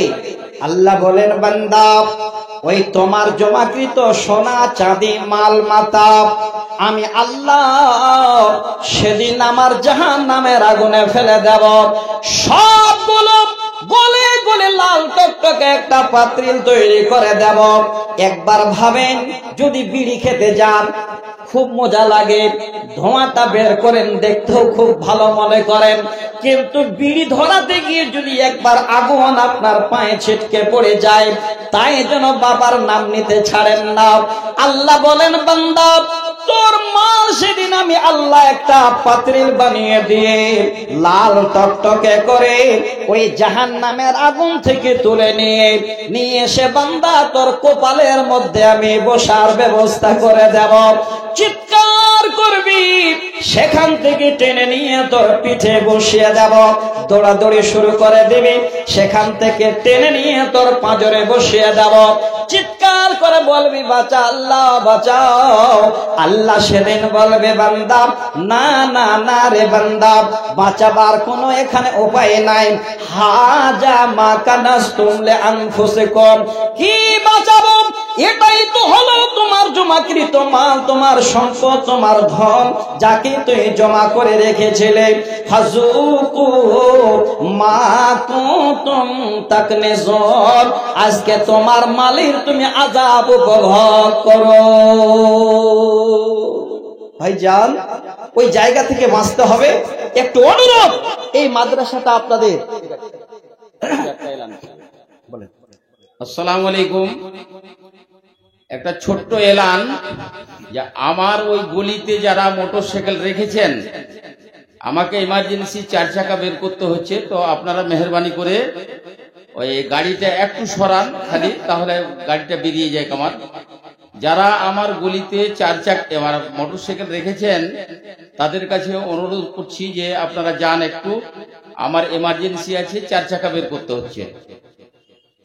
তো ভাই সকল, আজকে আল্লাহ আমাদের অনেক সুখের শান্তিতে রেখেছেন, অনেক অর্থ সম্পদ দিয়েছেন, একটু একটু করে আল্লাহকে দেওয়ার জন্য তৈরি হন। তবে এটা ভাবেন না যে আল্লাহ গরিব হয়ে গেছে। আল্লাহ বলছেন, যালিকা ফাজলুল্লাহ ইউতিহু মাইয়াশা, আমার ভান্ডারে নেকির কমি নেই। দানে তো আসলাম। তো ভাইজান, একটু দেরি করবেন না, তাড়াতাড়ি করে আল্লাহর কঠিন শাস্তি থেকে বাঁচতে, জাহান্নামের আগুনে আপনার মাল পুড়ে যেন আপনার দুশ্মনী মাল না হয়, তার জন্য একটু হাত বাড়ান তো বন্ধু। বেশি নয়, 5 জনের কাছে আমি 20টা করে 1000 টাকার আবেদন করছি। আল্লাহ যাকে আপনাকে লক্ষ টাকার মালিক বানিয়েছেন। আল্লাহু আকবার। দেখেন কার মাতা গো? আচ্ছা, দুলাল ভাইয়ের আম্মা জান, আল্লাহু আকবার, কত করে হবে জানি না, উনি শুনছেন হয়তো আল্লাহর কোরআন। স্বামী মারা গেছেন, এই যে দেখেন চারখানা বড় বালা ছিল, না হলে কমপক্ষে বোধ 10-12 ভরি হবে। উনি পুরোটাই স্বামীর জন্য দান করে দিলেন। আলহামদুলিল্লাহ, আলহামদুলিল্লাহ। আমার একজন বোন দেখেন একটা বড় কি যেন বলে, এটা পদুকা না পান, একটা বড় পান সোনার এই মাদ্রাসায় দিয়েছে। জানেন জমা করে রাখলে এটা আমার দুশ্মনী হবে, আমার কপালে মারবে, চিৎকার করব। আল্লাহ বলবে তোমার জমাকৃত সোনা আজকে আল্লাহর নবীর প্রতিষ্ঠানে এই মালটা আমার এক বোন দান করেছেন। আল্লাহ তুমি দানকে কবুলে মঞ্জুর করো, আল্লাহুম্মা আমিন। আমি একটু অনুরোধ করছি, মা বোন দেরি করবেন না। আলহামদুলিল্লাহ, একটা বোন আমার দেখেন গলা থেকে হার খুলে দিয়েছে। কয়েকদিন আগে একটা প্রোগ্রাম ছিল আমার হযরতপুরে, জালালপুরের কাছে। তো যখন এইভাবে আমি কিছু কথা বললাম, তো একজন বোন আমার উনি দান পাঠিয়েছিলেন 28.5 ভরি চাঁদি, একবারে এতগুলো আমার হাতে। আল্লাহর কসম বলছি, আমার মনে মনে চিন্তা হয়ে গেল যে আল্লাহ, নবীর জামানার মেয়েরা যেমন জাহান্নাম থেকে বাঁচার জন্য হাতের কানের নাকের খুলে দিত, আমার মা জননীরা বর্তমানে আল্লাহর জাহান্নামের এত ভয় পেয়েছে, জাহান্নাম থেকে বাঁচার জন্য উনারাও দিতে শুরু করেছেন। একজন মা আমার দিলেন স্বামীর জন্য 4-4টি বালা। তো আসুন ভাই দেখি, 20,000 করে আমি 5 জনের কাছে আবেদন করছি। একজন নানা আমার বাবার নামে 500, মায়ের নামে 500, মোট 1,000 টাকা দিয়ে গেলেন। দেরি করবেন না। আপনারা জানেন বিশাল বড় মাদ্রাসা, লক্ষ লক্ষ টাকা খরচ হয়। আপনাদের এই দানের বদৌলতে চলে আল্লাহ চালিয়ে দেন। যারা দিতে পারবেন, এটা আপনার জীবনের সাথী, এটাই আপনার কিয়ামতের দিনে খোঁজ নেবে, এটাই জান্নাত যাওয়ার জারিয়া হবে। একটু উঠে আসুন তো বাপ আমার, 1000, 2000, 5000 করে নিয়ে। আরেকজন বাপ যার আমার 600 টাকা, যার যেমন জুটবে, দেরি করবেন না, একটু তাড়াতাড়ি করে উঠে আসেন। আসেন ভাই। আচ্ছা হ্যাঁ, কবিতা শুনবেন তো? ওরে আল্লাহ রে, এদেশে বাধা নাকি? হ্যাঁ, কবিতা তো শোনাবো। আগে একটু খালে আমার মা জননীদের বলছি, ওনাদের কাছে চাদর পাঠান তো দেখি। মায়েরা আমার একটু বেশি বেশি করে দেবেন। আপনাদের 2-3 ধরনের ইনকাম, একটা হলো 2.5 পাকের চাকরি, একটা হলো দিদির দেওয়া মাসে মাসে 500, আর একটা হলো স্বামীর পকেট মারা। বুঝলেন, 3টা ইনকাম। আল্লাহু আকবার। বাবা মা মারা গেছে, শ্বশুর মারা গেছে, ভাইজান আমার 600 টাকা দিয়ে গেলেন। আরেকজন ভাই 100 টাকা। আমি শোনাবো, আসেন একটু আসেন। আচ্ছা, একটা সজনী আর 200 টাকা দিয়েছে লক্ষ্মীমাগুড়া থেকে। আরেকজন ভাই আমার 1000। আজহার ভাই আমার মা বাবা মারা গেছেন, তার জন্য 1000 টাকা। আল্লাহ তুমি দানকে কবুলে মঞ্জুর করো। আল্লাহ মা বাবাকে আল্লাহ তুমি তোমার জান্নাতে ঠিকানা দিও, আল্লাহুম্মা আমিন। আল্লাহুম্মা সাল্লি আলাইহি, আল্লাহুম্মা বারিক আলাইহি। একটু তাড়াতাড়ি করবেন, দেরি করবেন না। টাইমটা খুব শর্ট। বর্তমান লোক এখন 12টা, 12:30, 1টার মধ্যে পালিয়ে যাচ্ছে, আর থাকতে চায় না। তো একটু অনুরোধ করছি। আচ্ছা, 3 জন বেনামি 300 টাকা। যারা দিতে পারবেন ভাই, বাবা আমার একটু উঠে উঠে আসেন। আমার কেশিয়ার ভাই বলছেন যে আপনি মাঝে মাঝে কবিতা শোনান। আমি কবিতা শোনাবো, শুধু পুরানা নয়, নতুন কবিতাও 1-2টা শোনাবো। আর একটা কবিতা শোনাবো, কবিতাটার নাম হলো গতির ক্ষতি। যতই উড়াবেন ততই পড়বেন, বুঝলেন? আমি শোনাবো ইনশাআল্লাহ। তবে দেন আমার মা জননীদের কাছে আবেদন। আচ্ছা, বলদাপুর থেকে একজন দিয়েছেন 500 টাকা বাপ মার জন্য। আরেকজন নানা আমার 100 টাকা। আসেন যারা দিতে পারবেন। একজন ভাই আমার পকেটে যা ছিল তাই 20 টাকা দিল। একজন 200 টাকা, একজন 100 টাকা, একজন 150 টাকা, একজন মা বাবার জন্য 500 টাকা, একটা কোরআন মসজিদ আরো 100 টাকা। ভাই যারা দেবেন একটু আসেন। মাতা পিতার জন্য দিয়েছেন আরেকজন ভাই, শ্বশুর শাশুড়ির জন্য। আলহামদুলিল্লাহ, আমার একজন ভাইজান 5000 টাকা দিয়েছেন। আল্লাহ তুমি দানকে কবুল করো, রব্বুল আলামিন যে আশায় দান করেছেন আশাকে পূর্ণ করে দাও। আরেকজন ভাই আমার 200 টাকা। ভাই তাড়াতাড়ি আসেন, কিয়ামতের দিনে এটাই যেন জান্নাত যাওয়ার আপনাদের একটা জারিয়া হয়ে যায়। আরেকজন 100 টাকা। মা বাবার জন্য একজন 1,500 টাকা। আর একজন শ্বশুরের নামে দিলেন 200 টাকা। ভাইজান উঠেন তো চটফট করে। আপনাদের কাছে আল্লাহু আকবার। কি নাম? আচ্ছা, বাবলু। এ ভাই আমার শালা বাবুর জন্য না 2000 টাকা দান করেছেন। দেখেন কত শালার বউনুতে প্রীত মহব্বত ছিল গো। আজকে 2000 টাকা শালার জন্য। আর মা বাবা মারা গেছে তার জন্য বাবা 100 টাকা। আরেকজন ভাই আমার দিলেন 500 টাকা। আরেকজন মা বোনের জন্য 100 টাকা, আরেকজন ভাই 500 টাকা। একটু তাড়াতাড়ি করেন, দেরি করবেন না। একসঙ্গে দোয়াটা পড়বো, আপনারা আমিন বলবেন। আলহামদুলিল্লাহ। আরেকজন ভাই 200 টাকা, নাইমুল হক ভাই 300 টাকা, আরেকজন ভাই 200 টাকা। আসেন। আচ্ছা আলহামদুলিল্লাহ। মা বাবার জন্য আমার কয়েকজন ভাই দিলেন আল্লাহ 300-400 টাকা, আরেকজন ভাই দিলেন 100 টাকা। একটু তাড়াতাড়ি আসে। আল্লাহুম্মা আমিন। দাদুর জন্য দিলেন 200 টাকা, আরেকজন ভাই 20 টাকা। আল্লাহ তুমি দানকে কবুলে মঞ্জুর করো, আল্লাহুম্মা আমিন। আরেকজন ভাই 100 টাকা। ভাই একটু তাড়াতাড়ি করবেন তো, দেরি করবেন না। যারা বসে আছেন আলহামদুলিল্লাহ বেনামিদের জন্য 500 টাকা। মা বাবার জন্য দরখাস্ত 50 কিলো ভুট্টা লিখেন তো, 50 কিলো ভুট্টা লিখেন, এই যে নানা দেবেন। আল্লাহ তুমি দানকে কবুল করো, আল্লাহুম্মা আমিন। মা বোন আপনাদের কাছে চাদর যাচ্ছে, একটু বেশি বেশি করে দেন তাড়াতাড়ি। একজন 100 টাকা, আরেকজন 50 টাকা। মা জননী আপনাদের ইনকাম আছে আমি শুনলাম। ইনকামটা কেমন জানেন? এটা আল্লাহর দেওয়া চাকরি। এই ব্রেনটা না থাকলে বসে বসে ঘোরাতে পারতেন না। আরেকজন 100 টাকা, আরেকজন ভাই 200 টাকা, আরেকজন ভাই 50 টাকা। আল্লাহু আকবার। দেখেন একটা বেগে, এই বেগের ভিতরে মোটামুটি এটা 20,000-এর মতো দান পাঠিয়েছে। আচ্ছা মা বোনদের কাছে আবার বেগ নিয়ে যান। আরেকজন ভাই 500 টাকা, আরেকজন দিল 500 টাকা, আরেকজন 500 টাকা, আরেকজন 100 টাকা। আসেন। আল্লাহুম্মা আমিন। আচ্ছা, এক বড়া সিমেন্ট মমতাজ হাজী সাহেবের মেয়ে দিয়েছেন, একটু লিখে নেন। আনারুলের মা ঘাটপাড়া 2 বড়া সিমেন্ট লিখে দেন, না হলে ভুলে যাবেন। লিখে দেন তাড়াতাড়ি। আচ্ছা কোরআন মজিদ কয়েকটা, আরো কিছু টাকা। আল্লাহ তুমি সকলে দান কবুল করো, আল্লাহুম্মা আমিন। তাড়াতাড়ি করেন। আড়াই পাকের চাকরি করে আল্লাহু আকবার। আলহামদুলিল্লাহ। স্ত্রী মারা গেছে, তার জন্য একটা তৈরি করা সজনী দান করেছেন, আল্লাহ তুমি দানকে কবুল করো। আরেকজন 100 টাকা। এজাবুল ভাই দিয়েছে 200 টাকা। ভাই একটু যারা দেবেন তাড়াতাড়ি করুন তো। একে সামনে চাদর দেবেন না, সামনে চাদর দেন না। এই যে 100-200 টাকা দিচ্ছেন, কষ্ট করে বের হয়ে আসছে, চাদরে দিয়ে দেবেন। আলহামদুলিল্লাহ। দেখেন একটা চাদর দেন চট করে। আমার ভাই যারা বসে আছেন, জায়গাটা হয়তো খুব মনের মতো পেয়েছেন, উঠতে চাচ্ছেন না, দান দেবেন নিয়ত আছে, কিন্তু লোক পাঠান, তাহলে ভাই যারা দিয়ে দেবেন। তাড়াতাড়ি করেন, দেরি করবেন না। আপনারা একটু ধৈর্য ধরেন, কমপক্ষে 1-2টো কবিতাও বলার সুযোগ দিন, দানও দেন, সবই কিছু হবে। আরেকজন ভাইজান আমার, আল্লাহ গো 30 টাকা ছিল, আল্লাহ তুমি দানকে কবুল করো, আল্লাহুম্মা আমিন। আফজাল হোসেন ভাই 400 টাকা। আরেকজন ভাই আমার নাম শফিকুল 200 টাকা। ভাইজান যারা দিতে পারবেন একটু আসেন। আপনারা তো আগে চান্দা দিয়েছেন আমি জানি, কিন্তু আমি মুসাফির, একটু দোয়া করব। এই মুসাফিরের দোয়া আল্লাহর কাছে কবুল হয়, নবীজি বলছেন। তো একটু আশা নিয়ে যদি মনে করেন আল্লাহ আগে যা দিয়েছে আর 200 টাকা দেবো, আল্লাহ যদি মুসাফিরের দোয়া কবুল হয়ে যায়, আমার একটা ছেলে যদি বড় আলেম তৈরি হয়ে যায়, এটা একটা জারিয়া হয়ে যাবে। ভাইজান আসেন তাড়াতাড়ি করে। একজন ভাই 200 টাকা, আর এটা কেথা দিলেন। একজন খালাম্মা, আল্লাহ তুমি দানকে কবুল করো। আরেকজন 100 টাকা দেন, তাড়াতাড়ি করেন, দেরি করবেন না। আচ্ছা গৌরবপুর থেকে একজন 500 টাকা, একজন 100 টাকা। ভাইজান দেরি করছেন কেন? চাদর দেবেন না এখন? করে চাদর দেবেন না? আচ্ছা ভাই হয়তো চাদর না হলে বেগ নিয়ে যাচ্ছে, আপনারা দেবেন।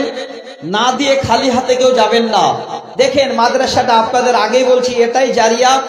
আজকে হয়তো 150-200 দিয়ে দেবেন, সেদিন এটাই আপনার জন্য একটা জান্নাত যাওয়ার হাসির জারিয়া আপনার হয়ে যাবে। হাসতে হাসতে আমলনামা নিয়ে যাবেন। মা বাবার জন্য একজন দিলেন 300, আরেকজন দিলেন 100, আর মার মৃত্যু মার জন্য দিলেন 200। আসেন গো তাড়াতাড়ি করেন। একজন বাপজান আমার 30 টাকা, একজন 500 টাকা। হারুন ভাইয়ের স্ত্রী দিলেন 500 টাকা। আর কে আছেন? যে যেখানে আছেন একটু হাতটা বাড়ান গো, তাড়াতাড়ি করেন, দেরি করেন না। আপনারা দেরি করেন না ভাই। সামনে যদি আপনাদের কাছে ঝোলা ব্যাগ টেক নিয়ে যায়, চাদর নিয়ে যায়, আপনারা দিয়ে দেন, চটচট করে দিয়ে দেন। আরেকজন ভাই আমার 100 টাকা। আল্লাহ তুমি দানকে কবুলে মঞ্জুর করো, আল্লাহুম্মা আমিন। যে আশায় দান করেছেন আশাকে পূর্ণ করে দাও, আমিন সুম্মা আমিন। আর কে কোথায় আছেন বন্ধু? দেরি করেন না। আড়াই পাকের চাকরি করে, বিড়ি বাঁধে ঘরে ঘরে, মেয়েরা সব হিলে দুলে জোর তাল গীত গায়, মেরা বিড়ি দিতে যায়, মেরা বিড়ি দিতে যায়। অলিতে গলিতে বসে বসে বিড়ি বাঁধে হেসে কষে, কোরআনের বিধান মানে না তারা, বেপরদায় থাকতে চায়। মেরা বিড়ি দিতে যায়, মেরা বিড়ি দিতে যায়। বিড়ি যখন বাধা হলো, টকাতে বিড়ি সাজায়ে নিল, ছোট্ট একটা ওড়না দিয়ে হিলে দুলে যায়। মেরা বিড়ি দিতে যায়, মেরা বিড়ি দিতে যায়। ছেলেরা এলে পাতা কমে, মেয়েরা এলে পাতা জমে, এই কথাটি কত লোকের মুখে শোনা যায়। মেয়েরা বিড়ি দিতে যায়, আড়াই পাকের চাকরি করে বিড়ি বাঁধে ঘরে ঘরে। মেয়েরা সব হিলে দুলে জোর তাল গীত গায়, মেয়েরা বিড়ি দিতে যায়। এক ভাই 500, 100, এক ভাই 200। আল্লাহ তুমি দানকে কবুল করো। আল্লাহু আকবার। আল্লাহুম্মা আজিবিল বাস রব্বানা ওয়াশফি আনতা শাফি লা শিফা ইল্লা শিফাউকা শিফাআন লা ইউগাদিরু সাকামা। আল্লাহ নিজের জীবন সঙ্গিনী বেমারে পড়ে আছেন, আল্লাহ তাই জন্য বিবির জন্য 50 টাকা দান দিল। আল্লাহ তুমি দানকে কবুল করো। কামালউদ্দিন 50 কেজি ধান, কামালউদ্দিন 50 কিলো ধান, 100 টাকা। আল্লাহ তিনার স্ত্রীর বেমারকে শেফা দাও। আমিন আমিন সুম্মা আমিন। আর কে দেবেন বন্ধু? আর দেনেওয়ালা নেই গো? দেবেন না, খালে নেবেন নাকি? এখন বিয়ে হলে সবাই একটা করে বাইক নিচ্ছে, নে না? চালাতে জানুক আর না জানুক, তেল ভরার জন্য টাকা থাক আর না থাক, বাইক একটা চাই। একটা ভাই আমার 200 টাকা, আর একজন বাবজান আমার দিলেন 800 টাকা। আর কে আছেন? বাইক চাই। এবার যখন তেল ভরার টাকা পায় না, তখন বাপের কাছ থেকে চুরি করছে, আর না হলে দোকানে যাচ্ছে পকেট মারছে। আর কোন বাবা আবার আছে যে আমাকে তো টাকা লাগেনি বাইকটা কিনতে, না হয় তেলটাই যাবে, বেটা যদি কোথাও যাবে তো বেটা চট করে 200 টাকা বাপ বের করে দিচ্ছে। ওই তেল পেয়ে এবার দেখেন কিভাবে ছেলের গতি চলছে।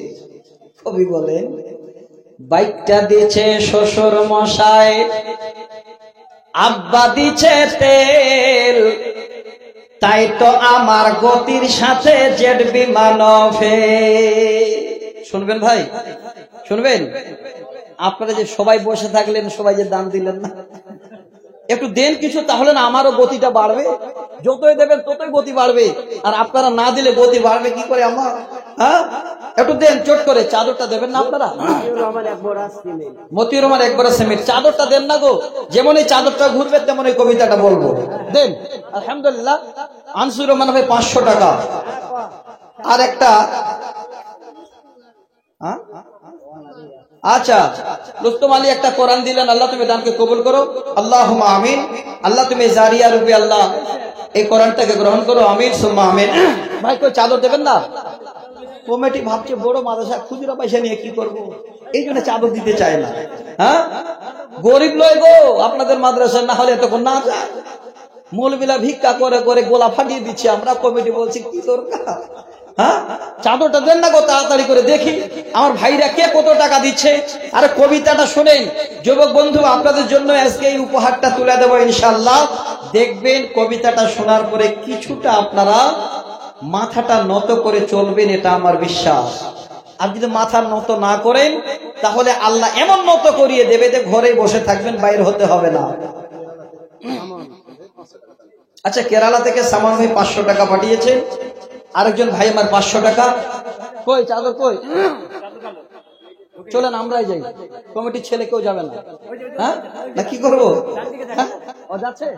আচ্ছা আরেকজন ভাই 50 টাকা দেখেন, একটা চাদর গেল আপনাদের কাছে, চাদরটাতে একটু এদিকে একটা চাদর দেন, এদিকে দেন একটা। এতগুলো লোকে ঘুরবে কি করে একাই? আচ্ছা মায়েদের কাছে পাঠিয়েছেন, আমার মায়েরা বেশি দান করতে জানেন, কিন্তু হে মা জননী, সোনা চাঁদি আপনারাই জমা করে রাখেন, দেখেন পরবর্তীতে বিপদ যেন না হয়, কিছুটা দান করেন, চটপট চটপট করে দেন, 2-3টা চাদর দেন, এক্ষণে হয়ে যাবে। এবার আমি কবিতাটা বলছি, এভাবে পকেটে হাত লাগান আর চাদরে দেন। দেখেন দেবেন তো টাকায় দিয়েন, ভুল করে খৈনির প্যাকেট দিয়েন না আবার, বুঝলে? দেখে শুনে দিয়েন ভাই। আজকে এই চাদরটা গেল আপনাদের কাছে, চাদরে দেবেন, আমি শোনাচ্ছি। যেটা রেওয়াজ আমাদের কাছে, বাজে রেওয়াজ। এখন ছেলেদের বিয়ে দিতে গেলে একটা করে বাইক নেই, শ্বশুর কষ্ট করে এবার দিয়ে দিচ্ছে, বুক ফেটে যাচ্ছে, তারপরে কিন্তু নাছোড় বান্দা জামাই আর জামাইয়ের বাপ, জামাইয়ের বাপকে কি বলেন আপনারা? জামাইয়ের বাপকে গো বিহাই হলো না, ভালোবাসাটা বলেন। এই যে তাই বলছে কেউ না। আজকে আপনাদের কি দিয়ে বুঝাবো? অনেকদিন আগে একটা কবিতা বলেছিলাম, শোনাচ্ছি আপনাদের। মেয়ের বাবা ভারী লাজক, মনের শেখ নাম, বাড়ি তার বর্ধমান, নামটি নোয়াপাড়া গ্রাম। ছেলের বাবা আরাফাত শেখ, ছেলের বাবা আরাফাত শেখ বলল একটু হেসে, খাওয়া দাওয়া ভালোই হলো আপনার বাড়ি এসে। ছেলে মেয়ের বিয়ে দেবে তো ছেলের বাড়ি মেয়ের বাবা গেছে, খাওয়া দাওয়া যখন হয়ে গেছে তখন মাথায় হাত দিয়ে চুলকাচ্ছে আর বলছে, সব তো আলোচনা হলো, আমার এখনো 2 পায়া ভেড়াটার কোনো দাম দর হয় না কেন? বুঝতে পেরেছে? তখন বলছেন, বিহাই মেয়ের বিয়ে দিতে হলে, মেয়ের বিয়ে দিতে হলে লাগবে কিছু পণ, আমি যাহা বলছি তাহা শুনুন দিয়া মন। 1,03,000 টাকা দেবেন, ভরি 15 সোনা, খাট বিছানা ঘড়ি আংটি এত সবেই জানা। বলে চাপ দেব না বিহাই, 3 লাখ দেবেন আর 15 ভরি সোনা দেবেন আর খাট বিছানা তো এখন দিতে হয়, এটা কি বলতে হবে? তারপরে দরদ দেখাচ্ছে, বিহাই বিশেষ কিছু চাই না আমি, বিশেষ কিছু চাই না আমি আপনার কথা ভেবে। বিহাইকে বলছে, বিশেষ কিছু চাই না আমি আপনার কথা ভেবে, ছেলেকে আরো একটা টিভি কিনে দিবে। ওরে আল্লাহ রে, লোভী বিহাই। বিহাই বলে না বেহাই বলেন নাকি বলেন আপনারা? তো এই যে ছেলেটাকে এতগুলা দেওয়ার পরে শান্তি হয় না, তখন বলছে, হাগো আপনার মেয়েকে নিয়ে যে যাতায়াত করবে তো কাতে যাবে আবার, এখন তো ভুটভুটি আর টোটো ছাড়া কিছুই চলে না, একটা খালি বাইকের ব্যবস্থা করে দেন বিহাই। আল্লাহু আকবার। আর ওই ছেলেটা যখন বাইক পেয়েছে, জীবনে বাবার টাকাতে কিনেনি, পরের টাকার পেয়েছে, শ্বশুর বাড়ি যখন যাচ্ছে, রাস্তায় যখন শ্বশুর বাড়ি উঠছে, তখন মনে হয় না যেটা জামাই ঢুকছে, মনে হচ্ছে 4 পায়া জামাই ঢুকছে। বলুন গতিটা কেমন? এদিকে আসতে শ্বশুর বাড়ি গিয়ে আরো উড়াচ্ছে, বুঝতে পারে না বিপদটা কোথায়। কবি বলে, বাইকটা দিচ্ছে শ্বশুর মশাই, আব্বা দিচ্ছে তেল, তাই তো আমার গতির সাথে জেট বিমান ফেল। দুর্ঘটনা ঘটলে ঘটক, দুর্ঘটনা ঘটলে ঘটক, আমার কিসের ভয়, গেলে যাবে বাপ শ্বশুরের আমার কিছু নয়। এমন করে উড়াচ্ছে, ভাবছে যদি কোনো অ্যাক্সিডেন্ট হয় তো আমার আবার অসুবিধা কি, কারণ এটা তো আমার তো কিনা নয়, আমার বাবার কিনা নয়, দিয়েছে বেটির বাপ। দেখেন উড়াচ্ছে। চললে আমার মোটর গাড়ি, চলরে আমার মোটর গাড়ি, জোরসে মারো টান, কে কি বলে শুনবো না, আজ ধরছি চেপে কান। আহা আহা কি মনোরম গায়ের বাঁকা রাস্তা, 100 কিলো ঘুরে এসে করব রে আজ নাস্তা। এমন গতি তুলব রে আজ আমার গতে দেখে, থমকে যাবে পথের পথিক পন্ত চলা রেখে। দেখেন যখন বাইক নিয়ে আসছে ছেলে পেলে, বাইকের আওয়াজ শুনে বুড়া মানুষগুলো সাইড হয়ে যাচ্ছে যে কখন লাগিয়ে দেবে, কি পরিস্থিতি। তাই কবি বলছেন, এমন গতি তুলব আমি, এমন গতি তুলব রে আজ আমার গতি দেখে, থমকে যাবে পথের পথিক পন্থ চলা রেখে। গতির চোটে কাঁপছে মানুষ, উড়ছে পথের ধুলো, লাফিয়ে উঠছে পথের ধারের বান্দা ছাগল গুলো। গতি আরো বাড়িয়ে দিলাম, গতি আরো বাড়িয়ে দিলাম, পথটা পেয়ে সরু, হঠাৎ দেখে সামনে আমার বিশাল বড় গরু। ধাক্কা লেগে হুন্ডা আমার পড়লো গিয়ে খাদে, তখন আমার হুঁশ ছিল না, ফিরছে দুদিন বাদে। দুদিন বাদে জ্ঞান ফিরলে চেয়ে দেখে ভাই, আমার যে 2 পা ছিল তার একটা সাথে না। এই যে উড়া ছিল না, তারপরের দিন যদি জ্ঞান ফিরছে তো দেখছে যে 2টা পা ছিল, একটা নাই, কেটে হসপিটাল জমা দিয়ে দিয়েছে। হে যুবক, ভালো করে শুনে রাখেন, শুধু এখনো শান্ত হননি, পা কেটেছে তাও শান্ত হননি, তখন আফসোসটা কিসের জানেন? কবি বলেন, 2 দিন বাদে জ্ঞান ফিরলে চেয়ে দেখি ভাই, আমার যে 2 পা ছিল তার একটা সাথে নাই। সকল কিছু শোনার পরে চমকে গেল গাপ, বাইকটা নাকি ঠিকই আছে, আমার গেছে পা। বাইক ঠিক আছে কিন্তু পাশে আমার শখের বাইকে এখন, আমার শখের বাইকে এখন অন্য মানুষ চড়ে, পা হারিয়ে কান্দি আমি বন্দি হয়ে ঘরে। ঘরে বসে ভাবি যদি পাটা পেতাম ফিরে, তিড়িং বিড়িং ছেড়ে আমি বাইক চালাতাম ধীরে। হবে আর কাজ হবে বলে কবি যেন বলেন, ঘরে বসে ভাবে যদি পাটা পেতাম ফিরে, তিড়িং বিড়িং ছেড়ে আমি বাইক চালাতাম ধীরে। মন রে বলি মন, যদি তুই বুঝতে 2 দিন আগে, তবে কি তোর পা হারিয়ে পঙ্গু হওয়া লাগে। ভাইজান, হে যুবক, একটু সচেতন হন। আল্লাহর কোরআন, নবীর হাদিস সব বিষয়ে আমাদের চলার রাস্তাটাও বলে দিয়েছেন। এমন করে চলেন যে যেন মানুষ বলে যে একটা মানুষের মতো মানুষ গেল। যাক, আর লম্বা করছি না, একটু চাদরটা পাঠিয়েছিলাম, চাদরটা আসলো না, করে ভাই জেলার নিয়ে বাড়ি গেল। জি, বিহারের মতো সেন না হয়, বিহারে চান্দা হচ্ছে এক জায়গায়, বুঝলেন, ওইদিকে চান্দা উঠাতে গিয়ে 2 জন নিয়ে আউট। হ্যাঁ, কি গন্ডগোল না হয়েছে। তো যাক, আলহামদুলিল্লাহ, চাদরটা দেখতে পাচ্ছি না, তো আমি ভাবলাম আরো আউট হয়ে গেল নাকি। আমি আর লম্বা করছি না বন্ধু, অনেক লম্বা হয়ে গেল। আমার পরে আরো 2 জন বক্তা খালে টক টক করে অপেক্ষা করছেন, কখন মাইক পাবো আর কখন ফাটাবো নাকি। যাক, ওনারাও হাসছেন, অসুবিধা নেই।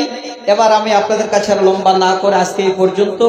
শুধু খালে আমার এই কেশিয়ার ভাইয়ের কথাটা আমি রাখলাম। উনি আস্তে আস্তে বলছেন, মাওলানা উঠতে উঠতে একাই, বুঝতে পেরেছেন? তার মানে বলছে আপনি উঠেই খালে কবিতা গাইবেন। আল্লাহু আকবার। কবিতা গাইলে নেকি পাওয়া যাবে? জি না, কোরআন শুনলে নেকি পাওয়া যাবে, কোরআন শুনলে নেকি পাওয়া যাবে, ওতে কবিতা নয়।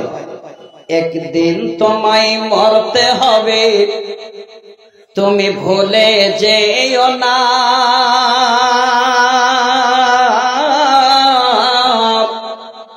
হবে মাটির বিছানা গো তোমার আসল ঠিকানা,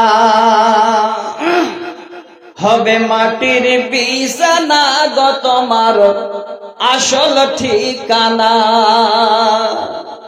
এ গাড়ি বাড়ি টাকা করে কিছুই রবে না,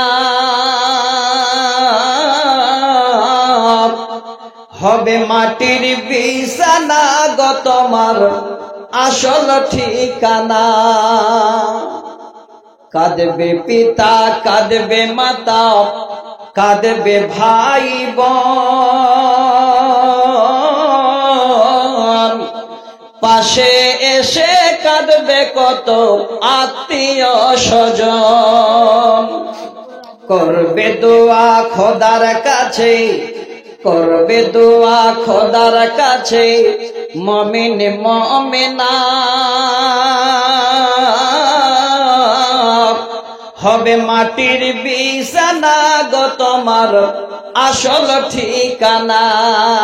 হবে মাটির বিছানা গো তোমার আসল ঠিকানা। আলহামদুলিল্লাহ, অনেক হলো। এবার সবাই মিলে গুছে বসেন, শেষ না হলে কেউ যাবেন না। আজকের মতো এই পর্যন্ত। আমি আপনাদের সকলের জন্য দোয়া করব। মুসাফির আপনারা খাস করে আমাদের জন্য দোয়া করবেন। আল্লাহ যেন সারা বিশ্বের মুসলিম নর নারীদের সুখে শান্তিতে রাখে। আল্লাহ যেন হালাল রুজি উপার্জনের তৌফিক দেন। আল্লাহ যারা দান করলো তাদের দানের বদলে আল্লাহ তুমি জান্নাতে ঠিকানা দিও, বলুন আমিন। আসসালামু আলাইকুম ওয়া রাহমাতুল্লাহি ওয়া বারাকাতুহু। আল্লাহু আকবার। শেষের বেলায় মার জন্য দেখেন খুচরো পয়সা যা ছিল গো সব দিয়ে দিয়েছে। আমি একটা মাজমুন তৈরি করেছি, ট্রফিক তৈরি করেছি। ট্রফিকটার নাম দিয়েছি মা। ইনশাআল্লাহ ইউটিউবে দেখলে পেয়ে যাবেন, মন ভরে যাবে। কষ্ট করে বলছে মাওলানা একটু দোয়া করেন, মার জন্য আমি দান করলাম। সব 1 টাকা নোট, মনে হয় চেয়েছে না কোথা থেকে ছিল আল্লাহ ভালো জানে। মা যে কি জিনিস গো, তোমার মতো আদর মাগো আর পাবো না। মাগো তোমার মতো আদর মাগো আর পাবো না। তুমি মরে গেলে মাগো আর দেখা পাবো না। মাগো তোমার মতো আদর মাগো আর পাবো না। আসলো যে আসলো। 10 মাস 10 দিন পেটে রাখলে আরো কত কষ্ট পেলে। আরো পোহাইলে মাগো প্রসব যন্ত্রণা। মাগো তোমার মতো আদর মাগো আর পাবো না। আমি তরে গালি দিলে তবু ডাকো বাবা বলে। এতই তোমার আদর মাগো কেন বুঝিনি। মাগো তোমার মতো আদর মাগো আর পাবো না। রব্বি রহমহুমা কামা রব্বায়ানি সগীরা। আরো যদি গুনাহ থাকে মা বাপের কাবিরা। আল্লাহ একজন বাপ আমার শেষে একটা কোরআন দিয়ে গেল। মা বাবার জন্য দরখাস্ত, আল্লাহ তুমি তাদেরকে কবুল করো, মা বাবার কবরকে প্রশস্ত করো। আল্লাহ পরকালে তোমার জান্নাতে ঠিকানা দিও। আল্লাহুম্মা আমিন।